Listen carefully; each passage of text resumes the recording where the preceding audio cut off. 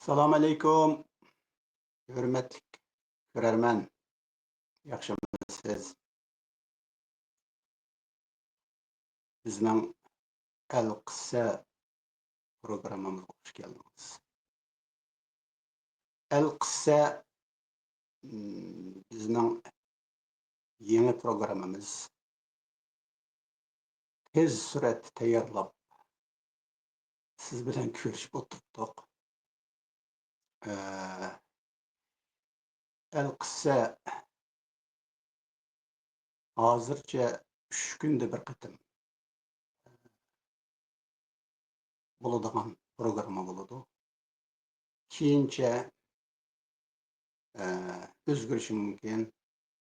Shundaqla keyincha yana muqim har haftaningki qaysi kunlari uni muqim qilgandan keyin uning e'lonini beramiz. Shu chaqcha kuzatib turamiz.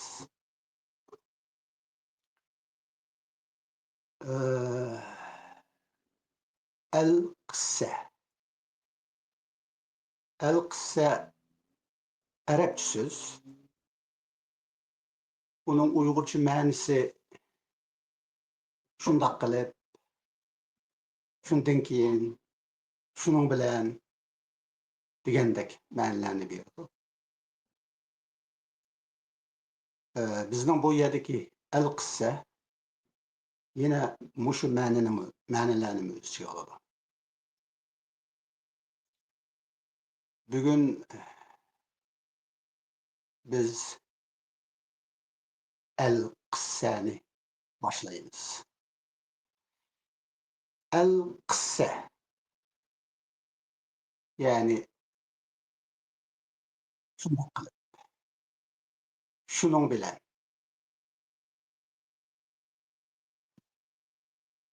bu so'zga qarasangiz bir ishning yuz berganligini ko'rasiz. Ya'ni allaqachon yuz berib bo'lganligini. Biz Al-Qissa degan vaqtida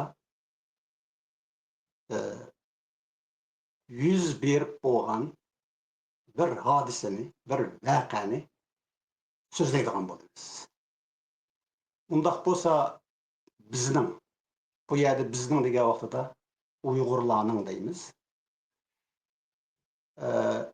Uyg'urlarning sizningmi emas, ya'ni shaxsiy, individual bo'lish sifatingiz bilan sizning emas, yoki mening emas, shaxsiy individual sifatim bilan yoki uning emas, bu bizning, ya'ni biz Uyg'ur millatining Al-Qissasi.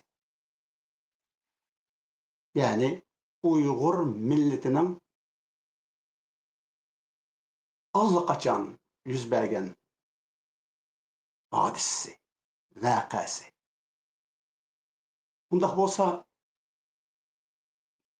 allaqachon biz Uyg'urlarning allaqachon yuz bergan voqeasi nima? Biz bu Al-Qissada mana mushuni so'zlaymiz. Hozir yuz berayotgan yoki kelgusi yuz beradigan emas, allaqachon yuz berib bo'lgan. Allaqachon azaldan yuz berib bo'lgan Uyg'ur millatiga. U azaldan yuz berib bo'lganligi uchun bugun yuz beradi, kelgusi yuz beradi. Ya'ni bu Al-Qissa o'tgan zaman, hozirgi zaman va kelgusi zamonning Al-Qissasi.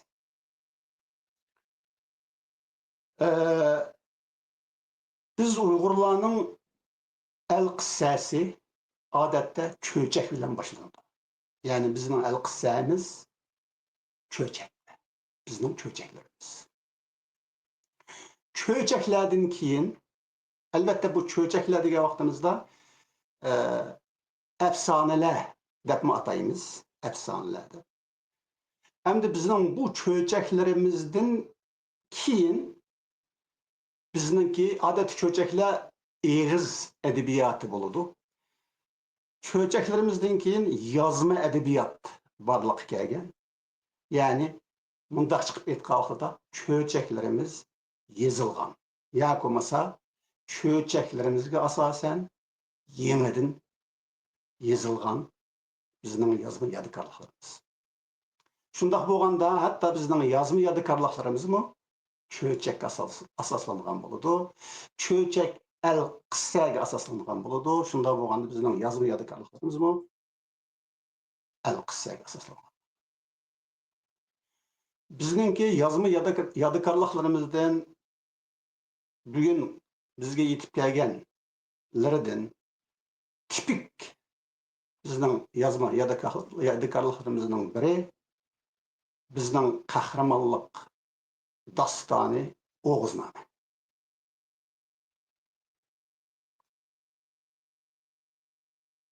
Ekranda körüp turupsiz, hürmetli körermen, bu bizning qahramonlik dastanımız Oğuzname. Qahramonlik dastani odatda boshqa millatlardimi? Bor. Boshqa millatlardimi degandimi? Hatto boshqa her bir millatning qahramonlik dastanlari bor. Dastani bor. Bir yoki birdan ortiq. Masalan, qadimiy Greklarning İlyada dastanı var. Bu dastan ekranda mı görüp turupsiz? Bu İlyada dastanı Greklarninki Troya el qissasini bayon qiladi. Siz bilasiz insoniyat o'yi. Siz uni tafakkuri deb ataysiz. Mushu el İlyada dastanlarga o'xshash dastanlardan barliq kelgan insoniyatning o'yi. Hatta bu İlyada dastanıda sözlengen, hikaye kılıngan el-kısse, Troya el-kıssesi, yani Troya vakası, hadisi yakın zamanlarımızda, yani hazırkı zaman, yakın zamanda koydum, hep kaldım, hazırkı zamanımızda, bugünümüzde bu hatta kino olup işlendi, film. Bununki ekranda gördüğünüzde baş rolünü yani Ahil'nin rolünü ağan danlık halkaralık artist Brad Pitt. Şununla okşaş Parislanın mı kahramanlık dastanı var. Bizde naiti danlık ve tunuş bu dastan. Abulkasım Firdevsi'ninki Şahname dastanı. Ekranda görüp turupsiz bu Şahname dastanı. Şahname'de bizge münasibetlik, biz Uygurlarga münasibetlik bolgan asaslık vakale yoki el-qissa Hızır bilen abi hayat sözlünüdür. Bizninki hatta bugünkü edebiyatımızda biz abi hayatını işiltimiz, bizning şairlerimiz işiltidi. Abi hayat. Abi hayat Uygur uydiki tolumu mühim ve stratejilik bir söz. Bu sözün mənisi, əsli mənisi hayat suyu. Hayatlık suyu. Bu hayatlık suyu nin kilip çıkışı yine Hızır'a bağlanıdı. Şundaqla Hızır bizninki çölçeklerimizde siz küçük vaxtlarınızda ananızın sizge itip bergen çölçeklerden bilisiz Hızır'ını. Endi şununga o'xshash biz Uyg'urlarning Oğuzname qahramonlik dastonimiz bor. Oğuzname qahramonlik dostonidagi al-qissa Oğuz Hakan'ның qissasi. Oğuz Hakan'ның qandaq tug'ilib, qandaq cho'ng bo'lib, qandaq hayvonotlar bilan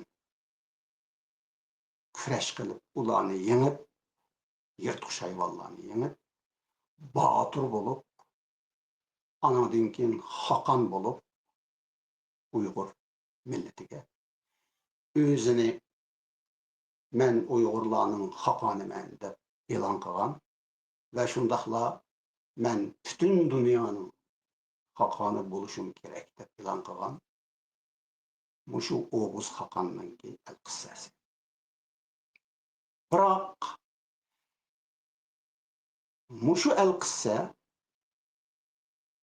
mushu Oğuz Hakanning qissasi yoki mushu Oğuz nomidagi qissa yoki vaqa yoki syujet qandoq boshlanadi? Masalan, Oğuz Hakan nima? Oğuz nomini kitobni ichib qissaning boshlanishiga qarasangiz, Oğuzname bundoq boshlanadi.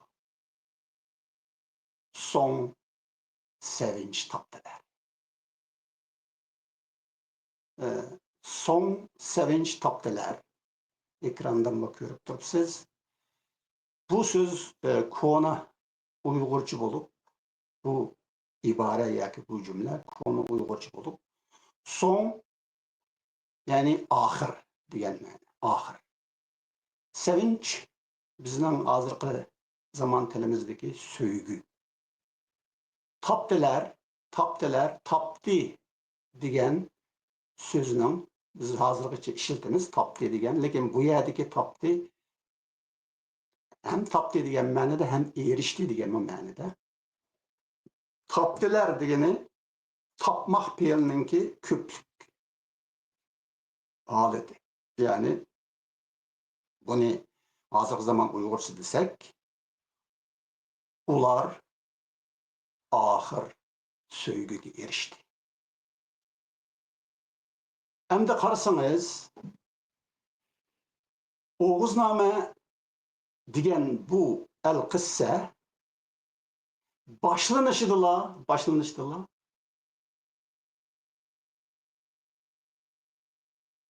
Buningdan burun, ya'ni mushu Oğuzname degan mushu qissadan burungi bir qissani gapini qilib boshlaydi. Ya'ni ular oxir so'yguga erishdi. Qarang, ya'ni qissa boshlanyotdi, lekin tugagan, bitgan bir qissaning gapini qilyotdi. Kim ular? So'ygu topganlar, so'yguga erishganlar. Kim ular? Ular so'yguga erishmagan bo'lsa, oxir so'yguga erishmagan bo'lsa, bizning qissamiz boshlanmagan. Demak, biz Oğuzname'den ibaret qissamizni, vaqayimizni, hadisimizni, hikoyamizni bilish uchun, tushunish uchun mushu hikoya, mushu qissadan burun yuz bergan bir vaqaga chetish ekanligini bilishimiz kerak. Va shundaqla Oğuzname'dagi qissa yuz berib bo'lgan El-Qissaning gapini qilayotganligini bilishimiz. Shunda bo'lganda biz bu qitimqi El-Qissa programımızda biz Oğuz name eskatken allaqachon yuz bergan shu El-Qissani o'ylanamiz. Ular axir söygü topdi yoki ular axir söygüga erishdi.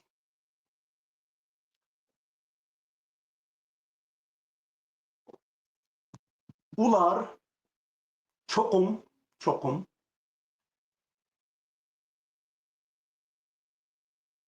Oğuz Hakan'ın ecdadı. Yani bizning qadimqi Uyg'urlarimiz. Qadimqi Uyg'urlar. Qadimqi Uyg'urlar axir söygüge erishibdi.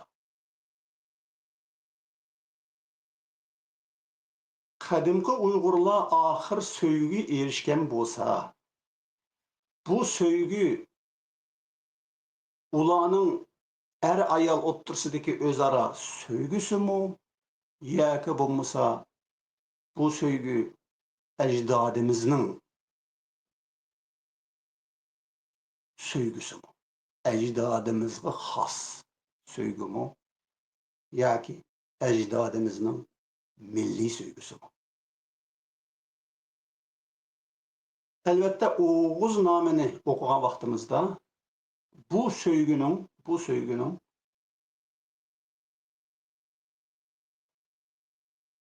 şahsının, bir individualının, ma'lum bir Uyg'urning yoki u individuallar, şəxslər sübutidagi Uyg'urlarning o'zaro söygüsü emas, belki bu şu milletning söygüsü. Yoki bo'lmasa her bir ecdadımızın, yani ecdatlarımızın her birinin yürekideki, köngledeki söygü. Biz ecdatlarımızın köngledeki muşu söygünü bilmesek, o çağda biz El-Qissadan xabarimiz bo'lmaydi. Bizning milliy hikoyamizni bilmaymiz. Bizning allaqachon yuz bergan, allaqachon yuz bergan va hammamizga yuz bergan bir millat sifatidagi Uyg'urlarga yuz bergan ashu vaqani, ashu hodisani bilmaymiz. Şunun bilan biz ecdadımızın El-Qissasini bilmaymiz.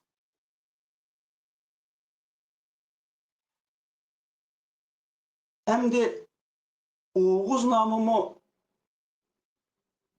ular axir söygüge erişti deb başlangan muşu qahramonlik dastonidan biz muşu başlanışdan burunqi yuz bergan El-Qissani qanday bilalaymiz endi?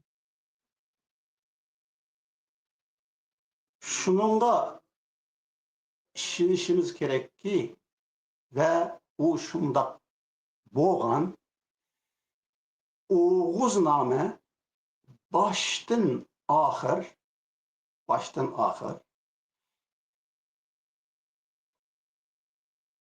allaqachon yuz bergan, allaqachon reallıqqa aylangan bizning söygümizni tushundirdi Oğuz namı.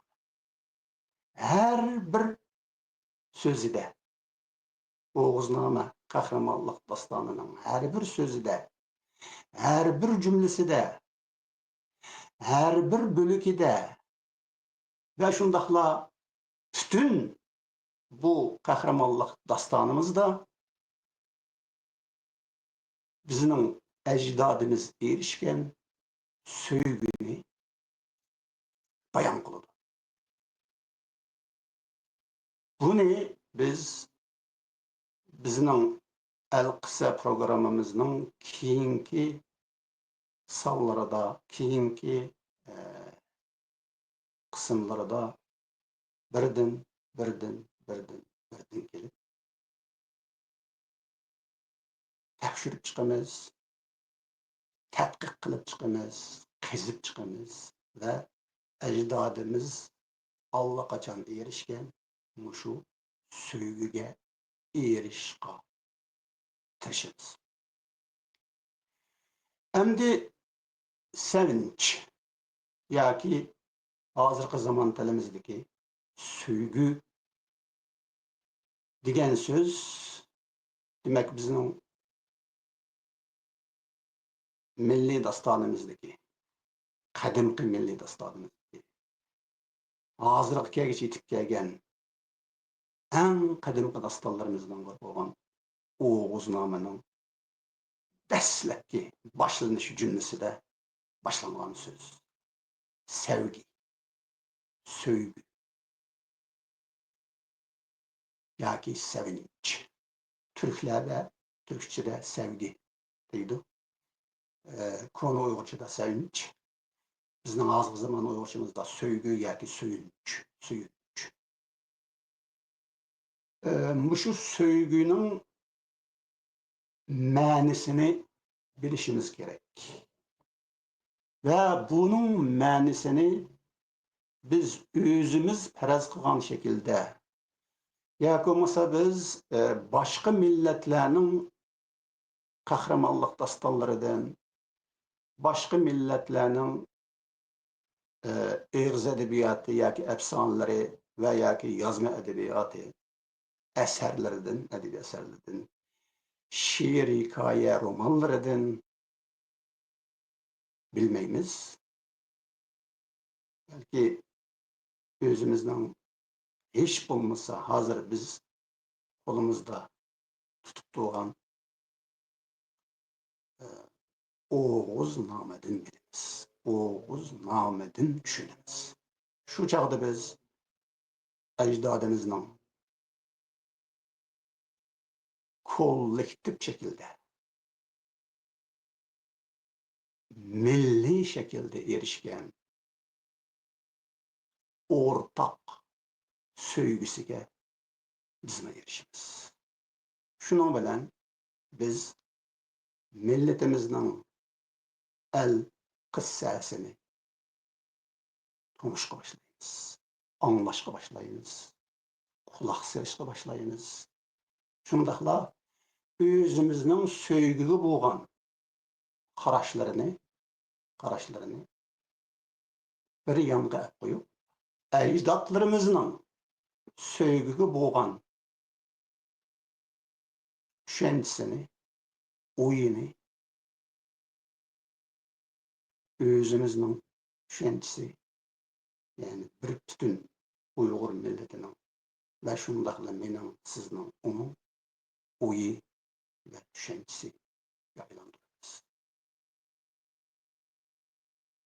Endi bu söygü degan so'zdan el qissamizni boshlashdan burun bugungi bu programımızda söygünün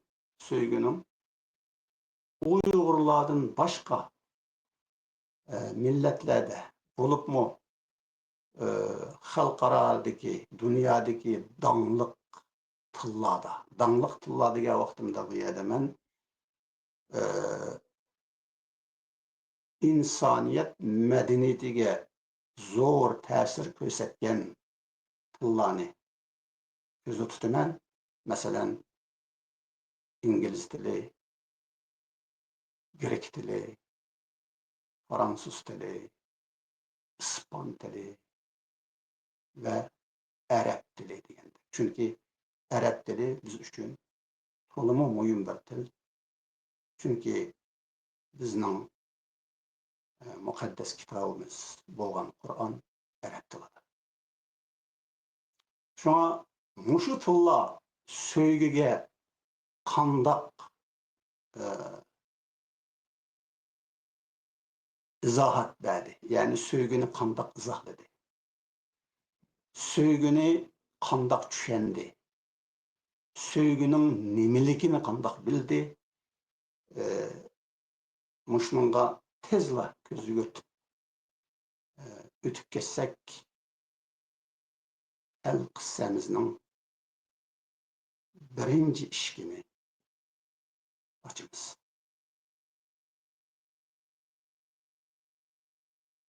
Söýgüni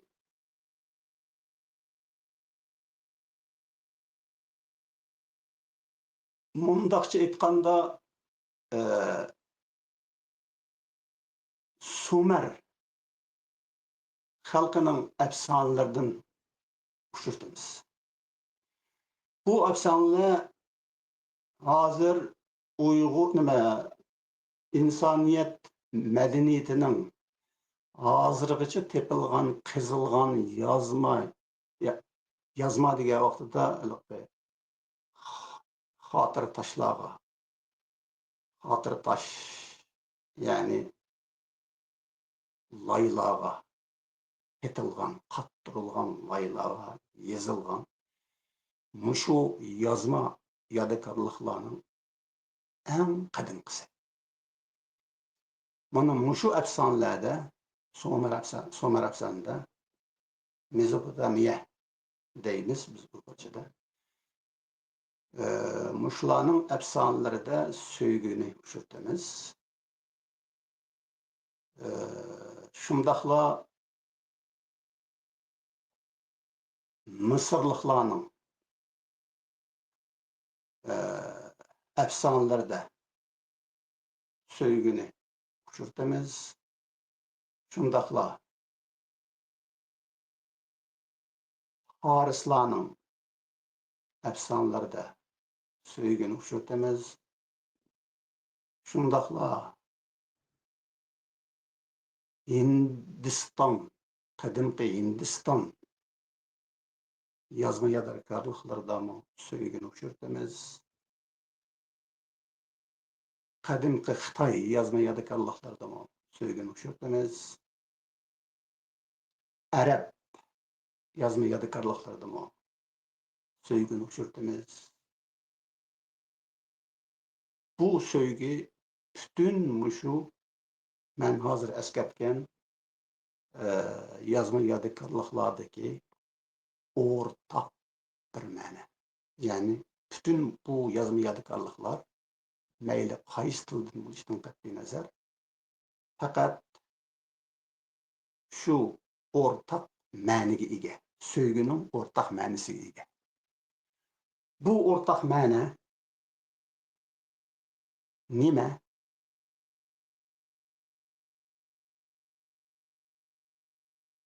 Bu o'rtaq ma'na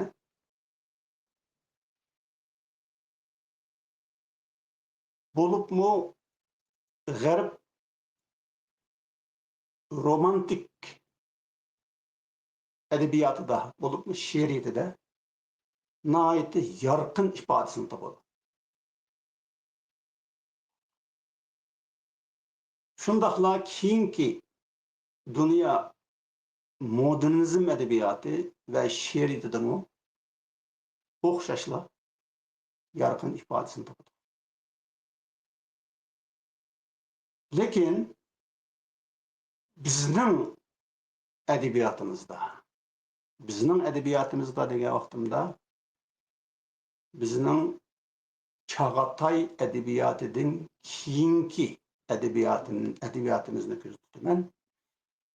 Mundaqcha aytgan vaqtida yaqinqi zaman edebiyatımızda ve hozirgi zaman edebiyatımızda söýgünün bu insoniyatga o'rtaq ma'nosini topamiz. Lekin buni biz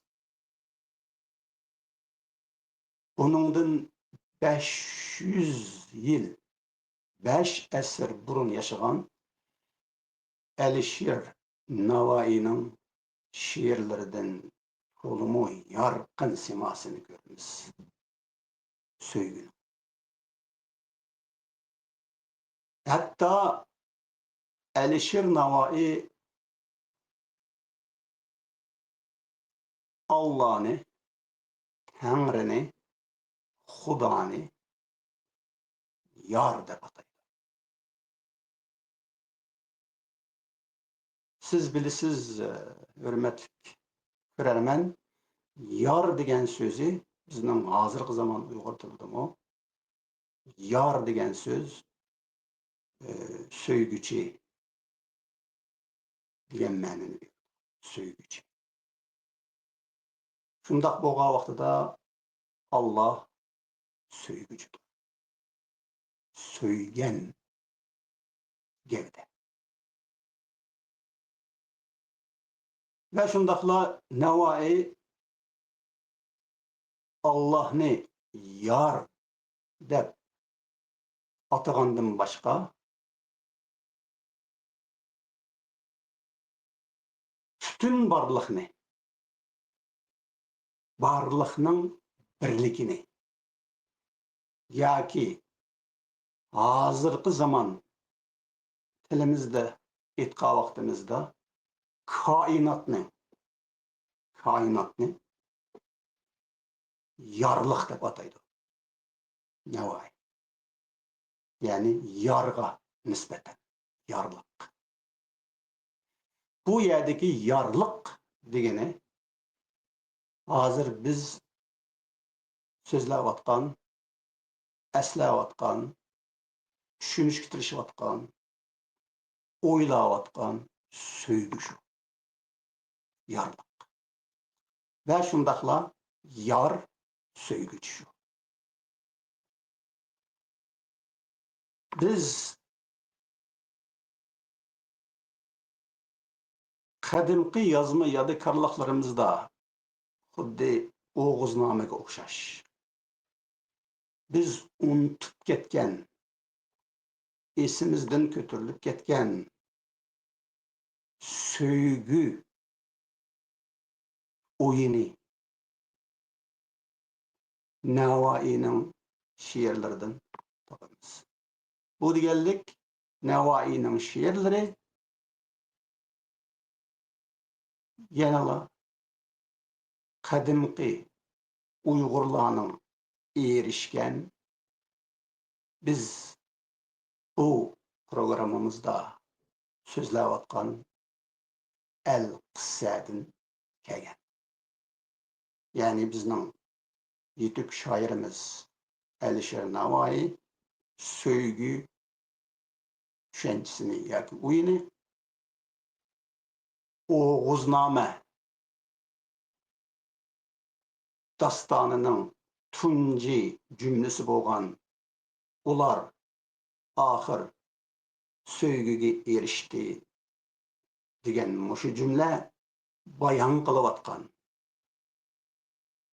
yezilmagan Oğuzname'da allaqachon yuz bergan ajdodlarimizning milliy söygüsü.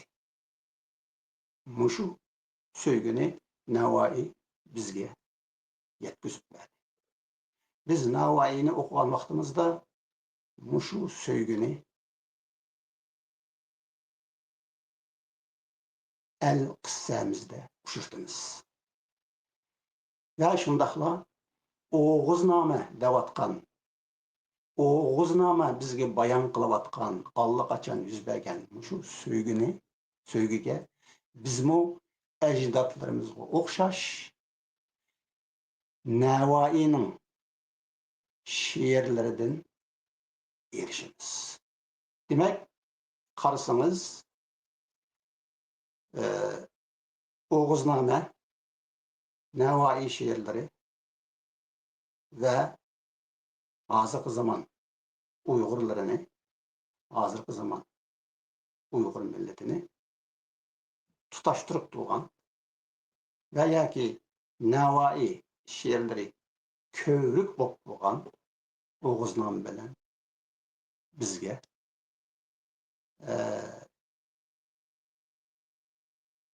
mushu ko'rikdan o'tib biz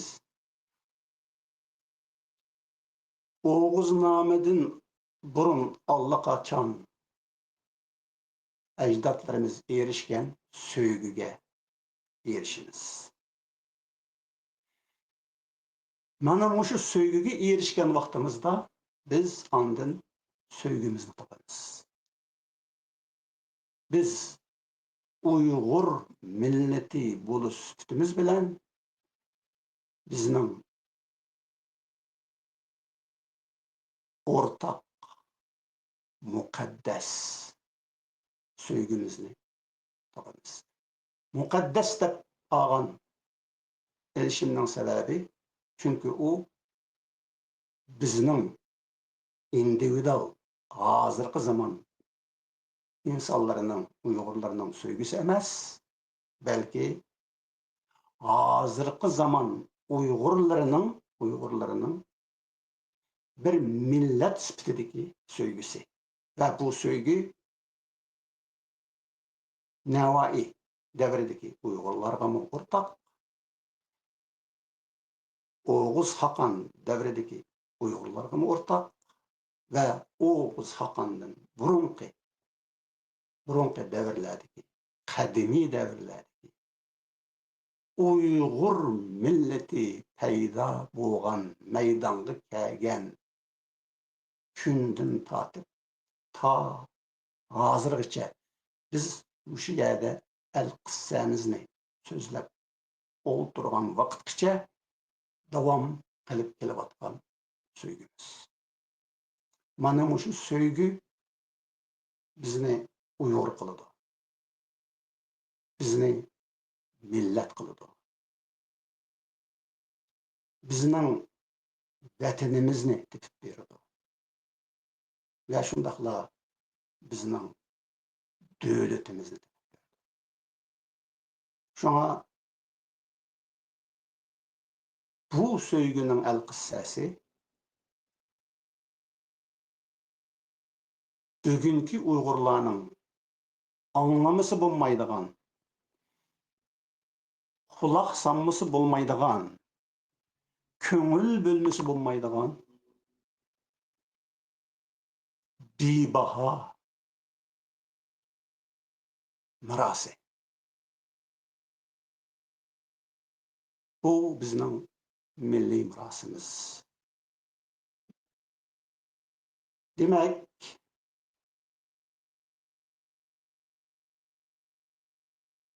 Oğuz Hakan mushu söygüge erişkenligi uchun u Oğuz Hakan bo'lgan. Ya'ni u imperator bo'lgan.